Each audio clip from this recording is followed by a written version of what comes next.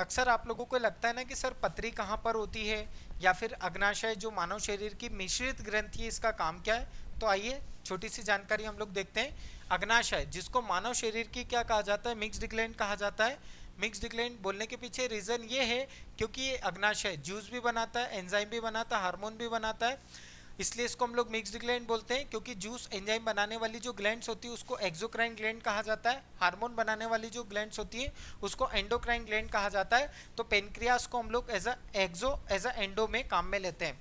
ये पेनक्रियास क्या करता है, पेनक्रियाटिक जूस यानी कि अग्नाशय रस बनाता है, और इस रस में क्या होता है, आप लोगों के एंजाइम्स होते हैं। तो एंजाइम्स बनाने वाली जो अग्नाशय की सेल होती है उसको एफ सेल बोलते हैं।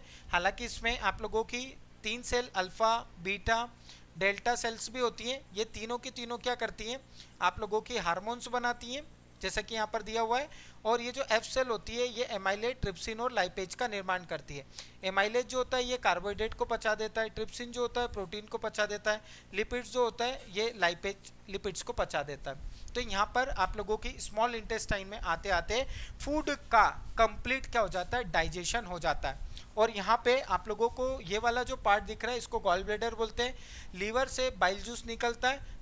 बाइल जूस स्टोर कहाँ होता है, तो ये गॉल ब्लैडर में होता है। परंतु इस गॉल ब्लैडर में जब ऑक्जेलिक एसिड का जमा हो जाता है, ऑक्जेलिक एसिड का जमा हो जाता है, तो इसी ऑक्जेलिक एसिड के जमाव के कारण आपकी शरीर में क्या हो जाता है, इस गॉल ब्लैडर में स्टोन हो जाता है, यानी कि इसको हम लोग बोलते हैं पत्थरी।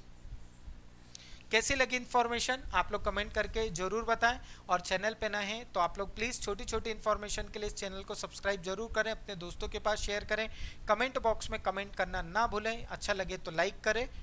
जय हिंद।